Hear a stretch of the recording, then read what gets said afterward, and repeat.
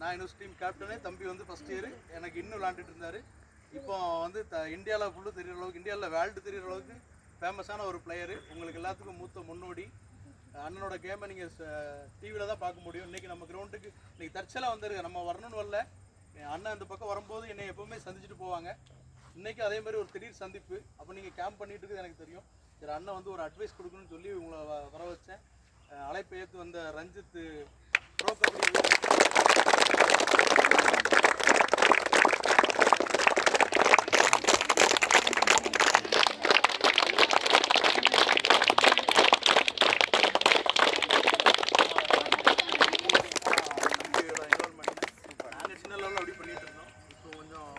ப்ராப்பராக சிஸ்டமேட்டிக்காக பண்ணிகிட்ருக்காப்புல physical education. நம்ம ஊரில் மட்டும் ஃபிசிக்கல் எஜுகேஷன் நிறையா இருக்கிறாங்க. தம்பி முன்னாடி இருக்கீங்கல்ல, அதுக்கு ஒரு முன்னாடியே இருக்கீங்கல்ல, இருந்தாலும் கொஞ்சம் இன்ட்ரெஸ்ட்டாக தம்பி பண்ணிகிட்டு இருக்காப்புல. ஃபுல்லாக வசூல் பண்ணி வரைக்கும் நல்ல விதமாக பண்ணிகிட்ருக்காங்க. எங்கள் ஊர் இளைஞர் பசங்களும் அவ்வளோ ஒரு இன்வால்மெண்ட்டு பார்த்தா தெரியுது. ஸ்ட்ரென்த் இருக்குல்ல, ஸ்ட்ரென்த்லேயே தெரியுதுல்ல. உங்களோட கருத்துக்கள் இப்போ எதாவது அட்வைஸ் வாரண்டிப்பா நான் சொல்கிறேன். குழந்தைங்களா, அனைவருக்கும் இனிய மாலை வணக்கம். மாலை வணக்கம் சார்.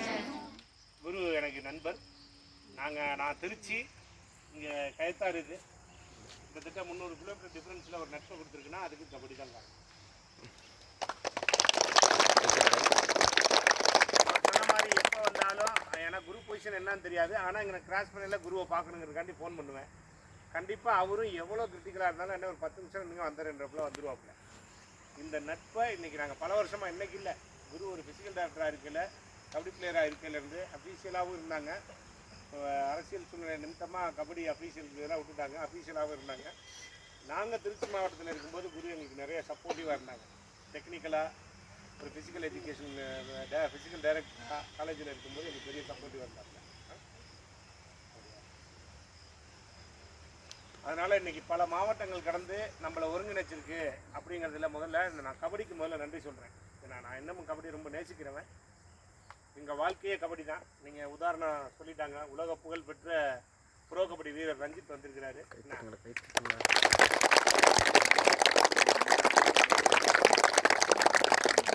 இந்த இடத்துக்கு எங்களுக்கு வர்றதுக்கு இந்த வாய்ப்பை கடவுள் கொடுத்ததுக்கு முதல்ல அதுக்கு நன்றி சொல்லிக்கிறேன். குருவுக்கு நன்றி. பல வீரர்கள் ரஞ்சித்தை விட பெரிய ஆளாக வரணும் அப்படிங்கிற உதாரணத்துக்காக தான் ரஞ்சித் என்னை காட்டுறோம். உங்களுக்கு ஒரு மோட்டிவேஷனாக காட்டுறோம். இங்கே இருந்த வீரர்கள் ரஞ்சித் இன்னைக்கு எப்படி ஒரு விஐபியாக வெளியில் இருக்கிறாப்புலையோ, ஒரு இடத்துக்கு சீஃப் கெஸ்ட்டாக போகிறாப்புலையோ அந்த அளவுக்கு வரணுங்கிறது எங்களோட இங்கே இருக்கிற முயற்சி எடுக்கிற அனைத்து எல்லா நல்ல உள்ளவங்களோட ஆர்வம். அதுக்கு முக்கியமான தேவைகள் என்னென்னா, பயிற்சியாளர் மேலே நீங்கள் முழுமையாக நம்பிக்கை வைக்கணும்.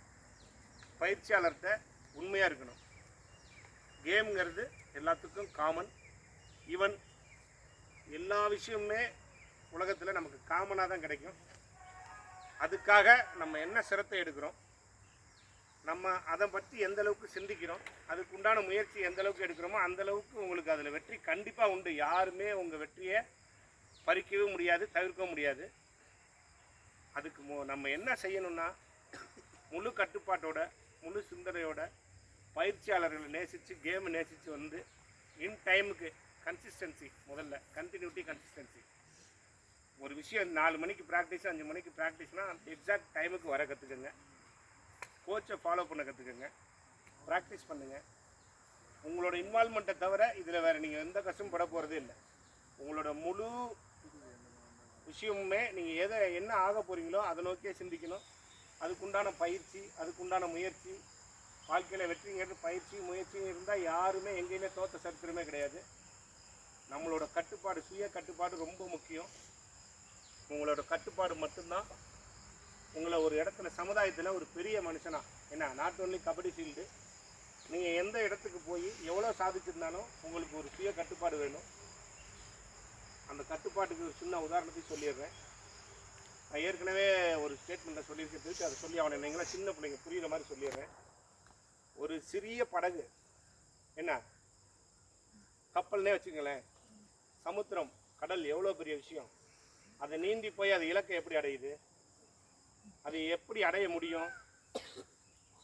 அதுக்குள்ளே ஒரு சின்ன ஓட்டை விழுந்து அந்த கடல் தண்ணி அதுக்குள்ளே அளவு பண்ணாத வரைக்கும் அந்த கப்பல் வந்து அதோட பயணத்தில் ஜெயிக்கும்.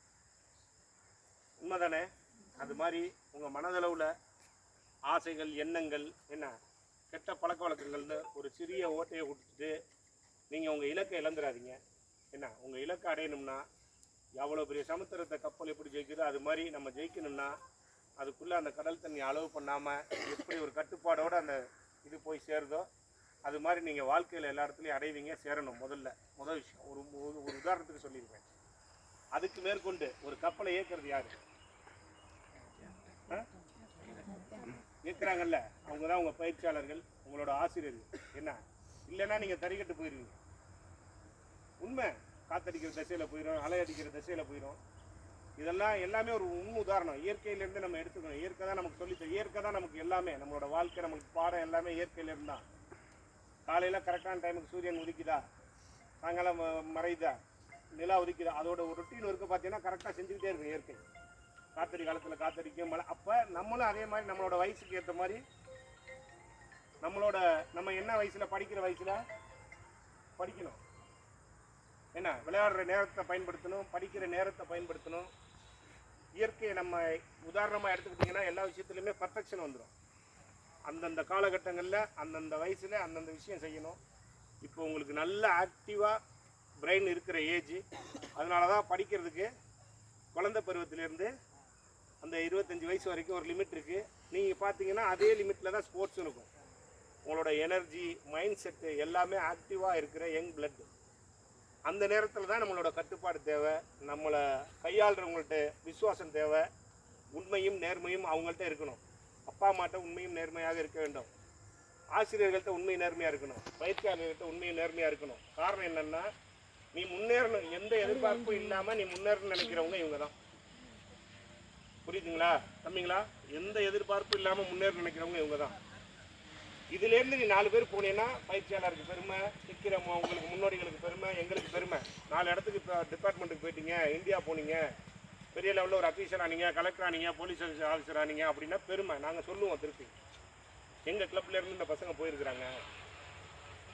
ஆக உங்களோட வளர்ச்சியை மட்டுமே முன்னெடுத்து இந்த இடத்துல வந்து ஒரு ஃபிசிக்கல் டைரக்டர்ஸ்லாம் நின்று, ஊருக்காரங்களாம் நின்று உங்களுக்கு இவ்வளோ சப்போர்ட்டிவாக செய்கிறாங்க. அதை நீங்கள் எந்த அளவுக்கு பயன்படுத்தணுங்கிறது உங்களோட தனிப்பட்ட ஒரு நபர்கிட்டே இருக்குது.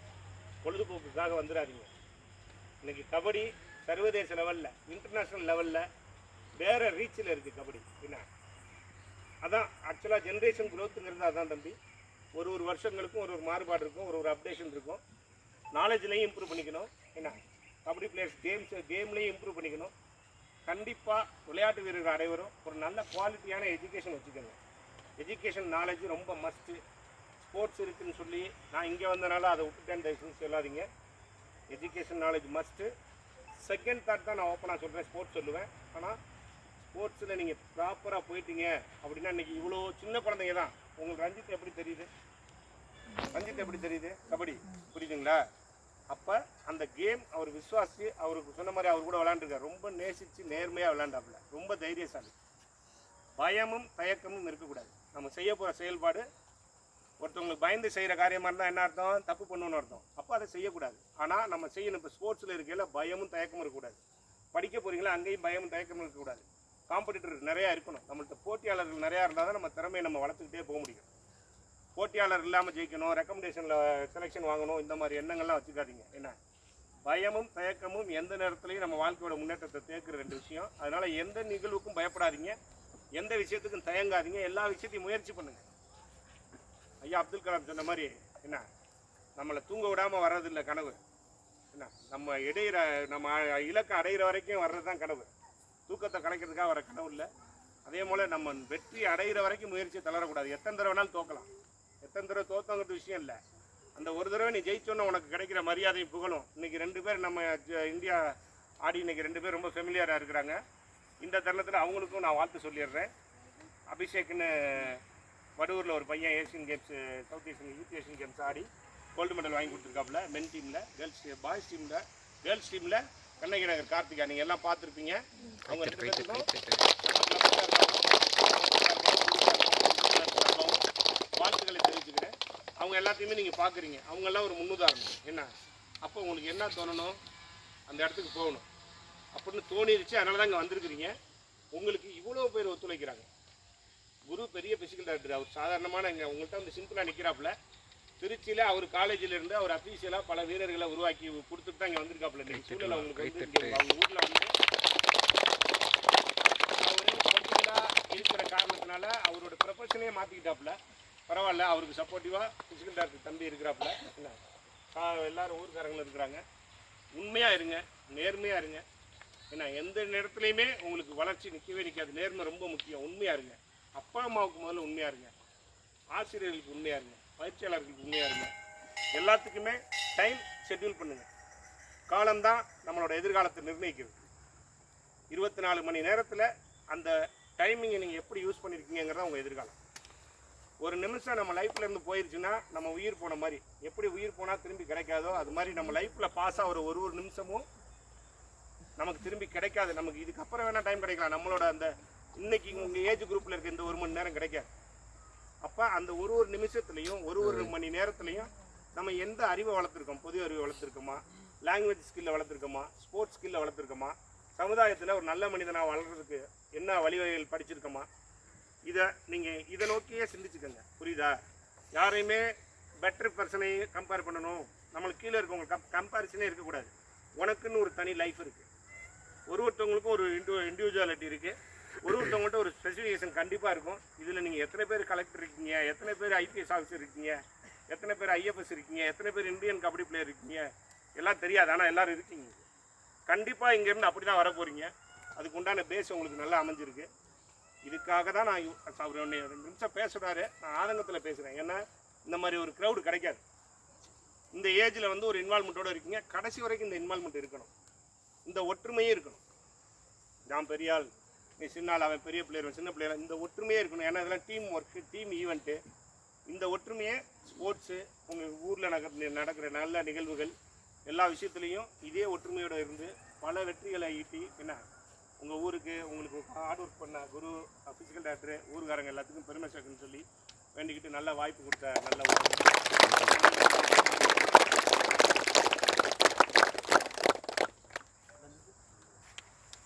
நல்லா விளையாடுங்க, நல்லா ப்ராக்டிஸ் பண்ணி வந்து சொல்லுங்கள்.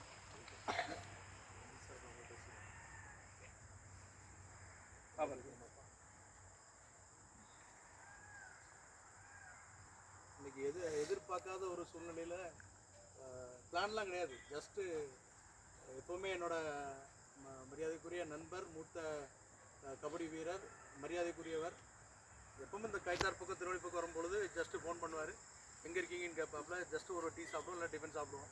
அப்படி இன்றைக்கி வந்த ஒரு சூழ்நிலை தான். டீ எல்லாம் ஆர்டர் பண்ணோம். டேப்பில் இருக்க டீ வடையெல்லாம் ஏப்பா நான் டக்குன்னு எனக்கு ஞாபகம் வந்துச்சு. ஐயோ நம்ம பசங்களாம் கேம்பில் இருக்காங்க, அப்போ ஒரு முக்கியமான ஒரு ஆளை இன்றைக்கி உங்களுக்கு அறிமுகப்படுத்தணும். அது கூடவே தம்பி ரஞ்சித் வேறு வந்திருந்தா. இப்போ கூடுதல் ப்ளஸ்ஸு ரஞ்சித் பார்த்தீங்கன்னா உங்களுக்கு எல்லாத்துக்குமே தெரிஞ்சது தான். இதே மாதிரி இங்கே நம்ம 100 பேர் இருப்போம்னு நினைக்கிறேன். இதே மாதிரி அனத்தங்கரைங்கிற கிராமத்தில் பேஜாக இருப்பாங்க. 100 பேர் ஒரு 15 வயசுக்குள்ள இருந்தாங்கன்னா 20 வயசுக்குள்ள ஒரு 100 பேர் இருப்பாங்க, 23 வயசுக்குள்ள 100 பேர் இருப்பாங்க. அப்படி க்ரௌடு சொல்லவே வேண்டாம், அவ்வளோ பெரிய க்ரௌடு. அப்படிப்பட்ட ஒரு கிராமத்தில் இருந்து ஒரு சாதாரண தம்பி மாதிரி ஒரு முக்கியமான ஒரு கோச்சால் உருவாக்கப்பட்ட வீரர்கள் இன்றைக்கி தமிழ்நாடு ஃபுல்லுமே ஒவ்வொரு அப்பாயம் போஸ்டல், விஜயா பேங்கு, இதே மாதிரி சொல்லிகிட்டே போகலாம், ஐசிஎஃப், எல்லா டிபார்ட்மெண்ட்லேயுமே இருக்காங்க, போஸ்டல், இந்த மாதிரி ஒவ்வொரு டிபார்ட்மெண்ட்லேயுமே உருவாக்கியிருக்காரு. அப்படி ஒரு கிளப்பில் இருந்து தம்பி இங்கே வந்திருக்காப்புல. நாங்கள் ஒன்றா விளாண்டோம் எம்எஸ் யூனிவர்சிட்டியில் 2009 யூனிவர்சிட்டியில் நான் எம்ஃபில் படிக்கும் பொழுது தம்பி வந்து ஃபஸ்ட் இயர் படித்தார். அப்போது நான் எம்எஸ் யூனிவர்சிட்டியில் கேப்டன், என்னோடய கையில் இன்னும் விளையாண்டார். அப்போவே நல்லா ஸ்கோர் பண்ணார். ஒரு சில பாயிண்டில் மட்டும் நாங்கள் குவார்ட்டர் ஃபைனலில் லூஸ் பண்ணோம் கர்நாடகா டீமோட. ஸோ அப்படி ஒரு பிளேயர். அதுக்கப்புறம் அவரோட வளர்ச்சி அபரிவிதமாக இருந்துச்சு. அப்போ எங்களோட கபடி, எங்களோட ப்ரொஃபஷனல் தரமாக அப்படியே மாறி போயிட்டோம். தம்பிக்கு ஏஜ் இருந்ததுனால அடுத்து பெரிய லெவலில் போய் இன்றைக்கி இந்தியாவிலே இல்லை வேர்ல்டுலே சொல்கிற மாதிரி ஒரு நல்ல ஒரு பிளேயர் இன்றைக்கி உங்களுக்கு வந்திருக்காரு. கபடியை பற்றியும் நேரத்தை பற்றியும் டைமை பற்றியும் அண்ணன் கூடுதலாக சொல்லிட்டார். நான் அதை பற்றி நான் உங்களுக்கு அவ்வளோவா சொல்ல விரும்பல. நான் சொல்கிறது ஒன்று தான், ஸ்போர்ட்ஸ் நல்லாவே பண்ணிக்கிட்டு இருக்கீங்க, இனிமேலும் பண்ணுவீங்க. என்னோட அண்ணனோட அன்பான ஒரு வேண்டுகோள்னு சொன்னீங்கன்னா, இப்போ நம்ம எல்லாருமே மிகப்பெரிய பணக்காரர்கள் வீட்டில் இருந்து நம்ம வரல. அப்பா அம்மா எல்லாருமே கஷ்டப்பட்ட சூழ்நிலை. இன்றைக்கி ஒரு விவசாயியாக இருப்பாங்க, ஒரு கொத்தனார் வேலை பார்ப்பாங்க, ஒரு மெக்கானிக்காக இருப்பார், கரெக்டாக இல்லை ஒரு சின்ன வேறு ஏதாவது ஒரு தினசரி 500 1000 ரூபாய் கூலிக்கு போகக்கூடிய தாய் தகப்பனை கொண்ட கிராமம் தான் நம்ம கிராமம். நம்ம கிராமம் ஒன்றும் பெரிய லெவலில் ஒரு ஃபேமிலி உள்ள கிராமம் கிடையாது. எல்லாம் கஷ்டப்பட்டு தான் அப்பா அம்மா படிக்க வைக்கிறாங்க. ஆனால் எந்த ஒரு அப்பா அம்மாவும் நீ 8ஆம் கிளாஸோட படிப்பை நிப்பாட்டிக்கோ, 10ஆம் கிளாஸோட நிப்பாட்டிக்கோ, 12ஆம் கிளாஸோட நிப்பாட்டிக்கோன்னு சொல்கிறது இல்லை. கரெக்டா? எல்லோரும் என்ன சொல்லுவாங்க, நான் எவ்வளோ கஷ்டப்பட்டாலும் பரவாயில்ல, நீங்கள் மேலும் மேலும் படிக்கணும். அதுக்கு எடுத்துக்காட்டாக நான் என்னை பற்றி நான் சொல்லிக்கிறேன். நீங்கள்லாம் சின்ன பிள்ளைங்க, பெரிய பசங்களுக்கு தெரியும், சின்ன பசங்களுக்கு தெரியாது. நான் படித்தது நம்ம ஊர் ஸ்கூலு 5ஆம் கிளாஸ் வரைக்கும், 12ஆம் கிளாஸ் வரைக்கும் வீரபாண்டிய கட்டோமன் ஸ்கூலு. அதுக்கப்புறம் BSc physical education Tirunelveli MTT Hindu காலேஜில் படித்தேன் 3 வருஷம். அதன் தொடர்ச்சியாக பிபிஎட் பாரதியார் யூனிவர்சிட்டி கோயம்புத்தூரில் பண்ணேன். அதன் தொடர்ச்சியாக MPEd master of physical education Kannur university கேரளாவில் முடித்தேன் 2 வருஷம். அதுக்கப்புறம் மனோன்மணியம் சுந்தரா யூனிவர்சிட்டியில் MPhil முடிச்சுட்டு PhD அங்கே 4 வருஷம் முடிச்சுட்டு இன்றைக்கி என் கூட படித்து டிகிரி மாஸ்டர் டிகிரிலாம் படித்தவங்க என்னவா இருக்காங்க, ஒரு இன்ஸ்பெக்டராக இருக்கிறாங்க, ஒரு கோட்டாட்சியராக இருக்கிறாங்க, ஒரு தாசில்தாராக இருக்கிறாங்க. ஆளுமை மிக்க ஒரு பதவியில் போய் உட்காந்துருக்காங்க. என்னோட படிப்பை நிறுத்திட்டு இடையில ஏதாவது ஒரு சூழ்நிலை காரணமாக அப்பா அம்மா கண்டிப்பாக படிக்க வைப்பாங்க. அதான் அந்த காலத்தில் ஒரு பழமொழி உண்டு, கற்கை நன்றே கற்கை நன்றே பிச்சை புகினும் கற்கை நன்றே, அப்படி ஒரு பழமொழி உண்டு. அது அந்த காலம். பிச்சை எடுத்தாவது படிங்கன்னு சொல்கிறது. இந்த காலம் அப்படி கிடையாது. எல்லாத்துக்கும் எல்லா வசதி வாய்ப்பு இருக்குது. அப்பா அம்மா கண்டிப்பாக படிக்க வைக்கிறாங்க. நம்ம அதை நான் சொல்ல வந்தல, என் கூட படித்தவங்க 12ஆம் கிளாஸ் முடிச்சுட்டு போனவங்க அதே மாதிரி ஒரு விவசாயாவோ கூலி வேலையோ மெக்கானிக்காவோ இருந்துட்டு இருக்காங்க.